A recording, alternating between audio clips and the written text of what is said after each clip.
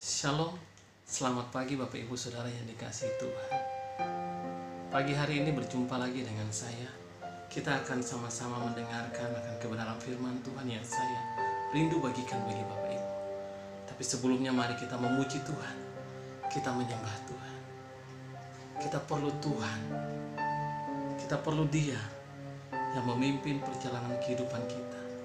Di mana saja kita berada, kita perlu Tuhan. Haleluya. Katakan bersama-sama. Kemanakah kami mencari kasih sejati? Kemanakah kami berseru saat badai datang menderu? Yang kami tahu hanya Kau yang mampu pulihkan segala sesuatu. Kemanakah kami mencari kasih sejati? Kemanakah kami berseru saat badai datang menderu? Yang kami tahu hanya Kau yang mampu pulihkan segala sesuatu. Kami perlukan keajaiban-Mu. Kami butuhkan sentuhan tangan-Mu. Kami tak dapat jalan sendiri. Kami perlu Kau Tuhan. Kami perlukan keajaiban-Mu. Kami butuhkan sentuhan tangan-Mu. Kami tak dapat jalan sendiri. Kami perlu Kau Tuhan. Kami tak dapat jalan sendiri. Kami perlu Kau Tuhan. Kami perlu Kau Tuhan. Benar Bapa, kami perlu Engkau menerangi setiap jalan kami. Kami perlu Engkau, keajaiban terjadi dalam kehidupan kami. Berfirmanlah bagi kami, berikan kami telinga dan hati seorang murid untuk mendengarkan firman-Mu. Haleluya, amin. Bapak Ibu yang dikasihi Tuhan Yesus, mari kita siapkan hati kita untuk mendengarkan kebenaran firman Tuhan yang saya bagikan kepada kita. Firman Tuhan terambil dalam kitab Injil Lukas pasalnya yang ke-7, ayat yang ke-11 sampai dengan ayat yang ke-17. Cerita tentang Yesus membangkitkan anak muda di Nain. Saya akan membacakan ayat-ayat firman Tuhan ini bagi Bapak Ibu Saudara sekalian yang terambil dalam kitab Injil Lukas pasal yang ke-7 dimulai dari ayat yang ke-11. Kemudian Yesus pergi ke suatu kota yang bernama Nain. Murid-muridnya pergi bersama-sama dengan Dia, dan juga orang banyak menyertainya berbondong-bondong. Setelah ia dekat pintu gerbang kota, ada orang mati diusung keluar, anak laki-laki, anak tunggal, ibunya yang sudah janda, dan banyak orang dari kota itu menyertai janda itu. Dan ketika Yesus melihat janda itu, tergeraklah hatinya oleh belas kasihan. Lalu ia berkata kepadanya, "Jangan menangis." Sambil menghampiri usungan itu, ia menyentuhnya, dan sedang para pengusung berhenti, ia berkata, "Hai anak muda, aku berkata kepadamu, bangkitlah." Maka bangunlah orang itu dan duduk dan mulai berkata-kata, dan Yesus menyerahkannya kepada ibunya. Semua orang itu ketakutan, dan mereka memuliakan Allah sambil berkata, "Seorang nabi besar telah muncul di tengah-tengah kita, dan Allah telah melawat umat-Nya." Maka tersiarlah kabar tentang Yesus di seluruh Yudea dan di seluruh daerah sekitarnya. Demikianlah Bapak Ibu pembacaan firman Tuhan yang kita telah dengarkan bersama-sama pagi hari ini. Bapak Ibu, kisah tentang Yesus membangkitkan anak muda di Nain. Ini kisah yang sangat menarik sekali buat kita renungkan pagi hari ini. Kalau kita perhatikan, ada perjumpaan antara Yesus, rombongan Yesus, dengan rombongan orang-orang yang akan menguburkan anak muda yang mengalami kematian. Maka pagi hari ini saya ingin menyampaikan akan khotbah ini dengan judul "Ada Harapan di Dalam Yesus". Bapak Ibu yang dikasihi Tuhan, kalau kita perhatikan bersama, Yesus sementara menuju ke kota Nain. Nain itu punya pengertian sesuatu yang indah, sesuatu yang bagus. Itu arti daripada Nain. Sesuatu yang sangat menyenangkan. Itulah Nain. Dan apa yang terjadi waktu Yesus datang ke kota Nain ini? Ternyata yang terjadi yaitu kesedihan, kedukaan. Itu yang terjadi bagi seorang janda yang telah kehilangan suaminya dan telah kehilangan anaknya yang tunggal, anak laki-laki satu-satunya. Membuat janda ini menjadi hilang harapan. Tidak ada harapan dalam kehidupannya dia. Tak kalah ketika suaminya meninggal, dia berharap bahwa harapannya itu ada pada anak laki-laki. Tetapi kali ini anak laki-lakinya itu pun meninggal dan tidak ada harapan.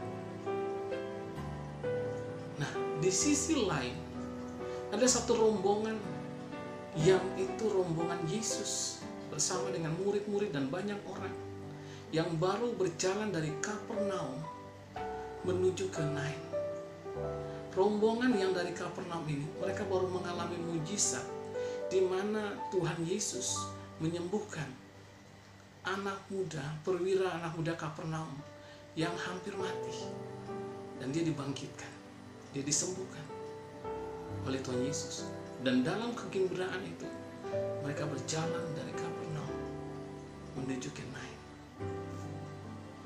Dan ketika mereka hampir masuk ke kota Nain, tepatnya itu di pintu gerbang kota Nain, ada rombongan duka cita yang keluar. Bapak Ibu, yang ingin saya bagikan kepada kita dan menjadi berkat yang luar biasa, ada dua rombongan, satu rombongan sukacita dan satu rombongan duka cita. Yang lebih mempengaruhi adalah duka cita ataukah sukacita? Kalau kita lihat cerita ini, maka rombongan yang sukacita itu mempengaruhi yang duka cita. Ya, di dalam kesedihan seorang janda yang dalam kedukaan, yang dalam kesedihan, yang dalam kehilangan pengharapan, dia berjumpa dengan rombongan Yesus. Dia tidak kenal Yesus, dia tidak tahu siapa Yesus, sehingga ia tidak berseru kepada Yesus, sehingga ia tidak meminta pertolongan dari Yesus. Berbeda dengan cerita sebelumnya, seorang perwira Kapernaum yang minta pertolongan Yesus.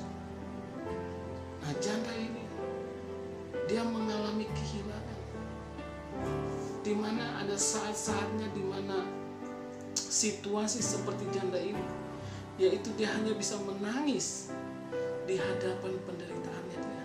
Dia hanya bersedih, dia hanya menangis terus. Inilah janda itu. Dan Yesus melihat akan kesedihan itu. Yesus tergerak hatinya oleh berbelas kasihan kepada janda ini. Sehingga Yesus tidak bertanya lagi. Rombongan sukacita ini tidak bertanya lagi. Apa sih? Ada masalah apa? Kenapa sampai anak itu mati? Yesus tidak bertanya apa-apa. Tetapi Yesus tahu akan pergumulan janda ini. Yesus tahu akan penderitaan janda ini. Yesus tahu akan kesusahan janda ini. Dan kehilangan pengharapan akan janda ini terhadap anaknya laki-laki, anak tunggal. Yesus mengerti. Saudara, saya mau katakan, Yesus mengerti kehidupan kita. Yesus tahu apa yang menjadi pergumulan kita. Yesus tahu apa yang menjadi persoalan kita. Seperti Yesus mengerti akan apa yang menjadi pergumulan daripada janda ini. Apa yang dilakukan oleh janda ini? Dia hanya menangis. Dan ketika saudara dalam masa pergumulan, persoalan, saya mau mengajak kita, mari kita menangis minta pertolongan daripada Tuhan. Karena kita sudah tahu bahwa Yesus adalah jawaban hidup kita. Dan ketika kita berdoa, kita menangis di hadapan Tuhan, Tuhan berkata, setiap air mata kita ditampung, dikirimkan. Tuhan tahu penderitaan saudara. Tuhan tahu pergumulan saudara. Mungkin seperti anak muda yang mengalami kematian ini. Dia tidak bisa bergerak. Ya. Dia hanya pasrah, istilahnya, tidak berdaya. Dan segalanya perkara itu mengalami kematian. Mungkin persoalan kita sama. Kita pasrah, kita tidak berdaya. Ya, segala persoalan kita sepertinya mati. Tidak ada harapan. Tidak ada bergerak seperti kematian anak ini. Tetapi sangat luar biasa ketika Yesus berjumpa dengan janda ini, dengan pemuda yang mengalami kematian ini. Rombongan sukacita mempengaruhi rombongan duka cita. Bukan duka cita mempengaruhi sukacita, sehingga yang sukacita mengalami duka cita. Tapi hari ini kita punya pengharapan di dalam Yesus, di mana sukacita daripada Allah, di mana pengharapan daripada Allah itu akan menguasai akan seluruh kehidupan kita dalam pergumulan masalah kita. Ketika kita percaya ada pertolongan yang datangnya daripada Tuhan. Karena itu saya percaya Bapak Ibu, tidak ada yang mustahil bagi Tuhan ketika kita percaya. Kita berserah kepadanya, kita percaya kepadanya, kita akan melihat pertolongan Tuhan nyata atas kehidupan kita. Saudara, percaya saja, di dalam Tuhan ada kehidupan yang nyata. Di dalam Tuhan ada kebangkitan. Ada kata-kata yang keluar, kata-kata yang memberikan penghidupan bagi kehidupan kita semua.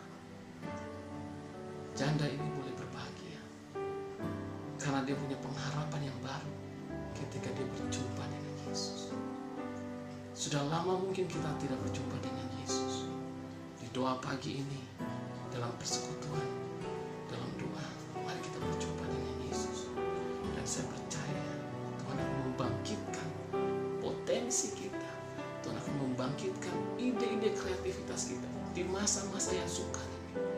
Tuhan akan menolong kita supaya kita melihat ada pertolongan di dalam Tuhan. Bahkan yang sakit Tuhan sembuhkan, yang lemah Tuhan kuatkan. Tuhan mau berkata, bangkitlah, bangkitlah dari sakitmu di dalam nama Yesus. Bangkitlah dari kelemahanmu di dalam nama Yesus.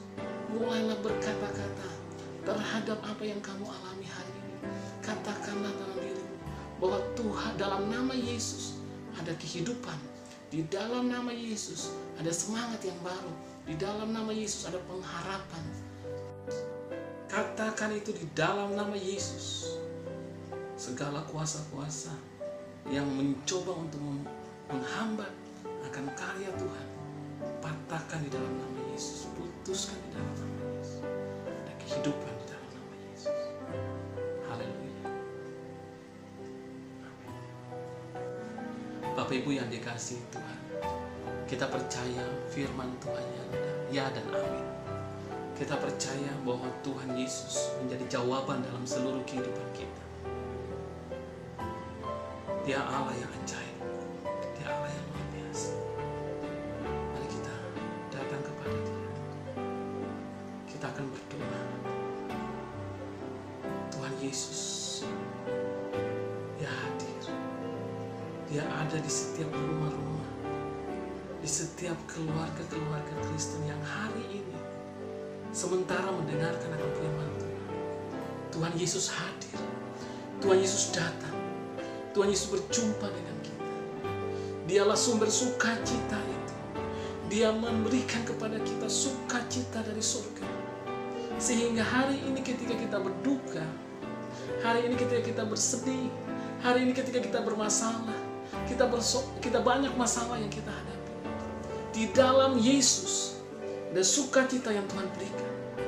Hari ini hamba ingin berdoa Tuhan, bagi setiap jemaat Tuhan yang hari ini sakit, di dalam nama Yesus, oleh bilur Yesus, jadilah sembuh. Hamba berdoa bagi Bapak Ibu David Tuhan, Engkau jamah mereka, di dalam nama Yesus, oleh bilur Yesus, jadilah sembuh. Hamba berdoa bagi Bapak Samuel Sumarno Tuhan, di dalam nama Yesus, Engkau jamah tubuhnya, Engkau sembuhkan. Hamba berdoa bagi Ibu Gio Klupio, di dalam nama Yesus, Engkau jamah tubuhnya, di dalam nama Yesus, dan oleh bilur Yesus jadilah sembuh. Engkau Allah jawaban dalam kehidupan mereka. Hamba berdoa bagi Ibu Vika Tuhan, Engkau jamah keluarganya, di dalam nama Yesus jadilah sembuh. Oleh bilur Yesus, Tuhan sembuhkan mereka. Tuhan sembuhkan jemaat Tuhan yang hari ini mereka mengalami segala gangguan sakit penyakit. Hamba doakan dalam nama Yesus, Tuhan sembuhkan mereka, Tuhan pulihkan mereka. Hari ini hamba berdoa bagi jemaat Tuhan yang mengalami kelemahan rohani. Tuhan kuatkan mereka. Tuhan Engkau memberikan kepada jemaat Tuhan kekuatan, kemampuan bagi mereka untuk menjalani hari-hari hidup mereka. Tuhan hamba doakan mereka. Dari tempat ini hamba berdoa Tuhan Yesus, Engkau menjamah setiap jemaat Tuhan yang hari ini mereka mengalami putus asa. Mereka tidak tahu harus melakukan apa-apa. Mereka seperti anak muda lain mengalami kematian. Tapi hamba berdoa di dalam nama Yesus, oleh bilur Yesus, Tuhan Engkau jawaban dalam kehidupan mereka. Engkau berikan ide-ide yang kreatif bagi mereka. Engkau buka jalan bagi mereka. Tuhan, hamba berdoa Tuhan Yesus, bagi jemaat Tuhan yang mengalami kelemahan secara fisik, organ-organ tubuh yang sakit, di dalam nama Yesus, jamah Tuhan, jamah dan sembuhkan mereka, baik dari kepala, badan, tubuh mereka Tuhan, kaki.